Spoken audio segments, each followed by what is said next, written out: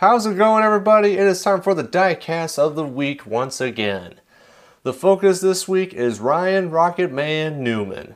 Let's talk about him. So this week we're going to look at two completely polar ends of Ryan Newman's career, and we're going to talk about both the cars that Ryan Newman drove. So to start things off, Ryan Newman's 2001 Autel Ford.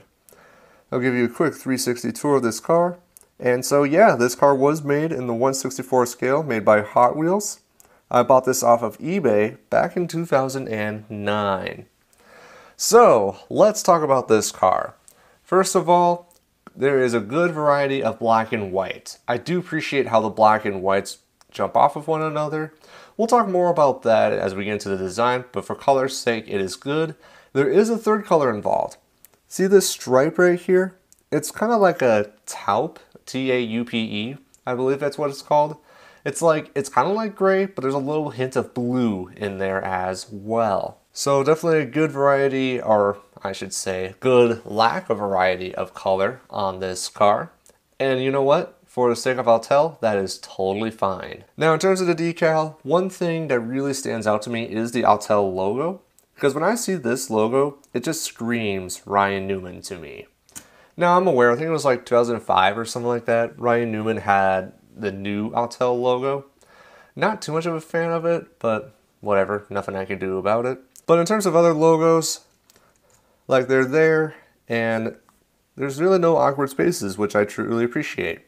And you can tell this is definitely a tough car to beat because it's sponsored by Nokia. Ha ha ha ha ha. I know, I'm terrible at jokes. So anyway, the last little tidbit before I get into the actual design of this car, you see the white here, behind here? I don't know why, and I don't know if this is a mistake or not, but they have the Mobil 1 logo on the spoiler. There, you can get out of the shine there. But yeah, there's a Mobil 1 logo upside down on the spoiler. Don't know why that is, but hey, there it is. So now let's talk about the design. So let's talk about the biggest reason why I love this car, and it is the number design, the O2.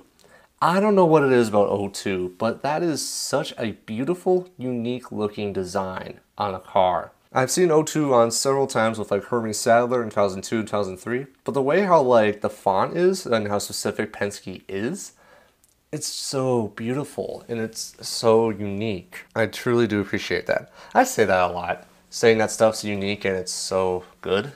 I need to work on that. So I don't know if you guys have been saying that to me or not, but yeah, I need to stop saying that and actually give reasons as to why I like it and why it is so good. Anyway, so going back to the black and white, as I was talking about earlier, like they complement each other because there's a good amount of black and white here and it counteracts here on the front. And then finally the stripe that's on here, the one color stripe, it's cool.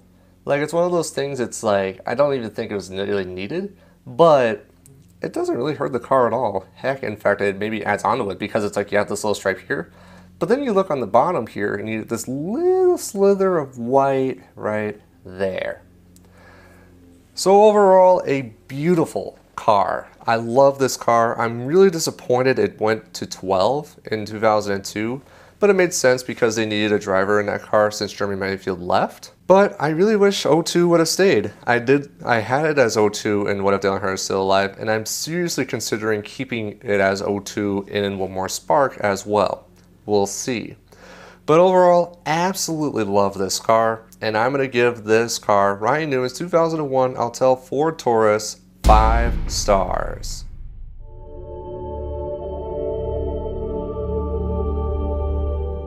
So now that we've talked about Ryan's first car, let's talk about Ryan Newman's latest car. So this is Ryan Newman's 2017 Caterpillar Chevrolet. This is the car that Ryan Newman is currently driving this season when he's not being sponsored by Granger or Chevy or any of those other companies. As I see, give you a quick little tour of the car here. Cat Financial on the back. And you show you the top right here, and here's the bottom. Made by Lionel Authentics, this was in the first wave. And now let's talk about this car. So first of all, the colors. I would probably say the colors, unfortunately, is the biggest problem on this car. And the reason why I say it's a problem is because Caterpillar is usually yellow and black. When you guys usually see a Caterpillar car, you guys usually think like black and yellow. So I don't know why they went the direction of white, but they decided to do that. And I think the reason why they went with it is because here on the hood, you see how Caterpillar is, there's a lot of white on the actual logo. I wonder if they wanted to like complement that off of there. See, like way back in the late 90s, if they went with that for a while, then it would make a little more sense. But since they made this jump in 2017, it just looks odd, especially on a car that's supposed to be more yellow. And true, I'm biased toward yellow, yes, but even so, like, I don't know, hopefully I'm not alone on this, but I definitely think there should be less white and more yellow on this car. Now, in terms of actual decals, they're fine. Like, you got Granger here, you got a few little contingencies back here, and I mean, everything is filled like accordingly. Like, Caterpillar is a big enough word to cover the entire side here, which I appreciate. I'd say if there's any problem, maybe it's a little awkward here, but otherwise there really isn't much of a problem in terms of the actual decals. And then finally, in terms of design, like the actual design of this car is great. I definitely like the claw mark thing they have going on here. Like I would like to think like a cat scratched like the front of the car. And it's kind of interesting because like it starts here, but then it ends here. Like you don't see the claw marks go on farther. And you can make the argument like, oh, why does it continue on? I think the reason why is because if the claw marks do continue on, it does get into the Caterpillar logo. And I feel like it would really disturb the Caterpillar's appearance. So I definitely think it makes sense to have this here, but then it stops back here. And then same thing with this black stripe here, where it's like it goes up. I could see it, and actually I think that the car would look better if the black does continue up to here. So then the Granger logo would be in white instead of black. I think that would make the car look a little better and add a little more symmetry to it, if you will. But that's just me. Also, I do like the variety of black and white on this car.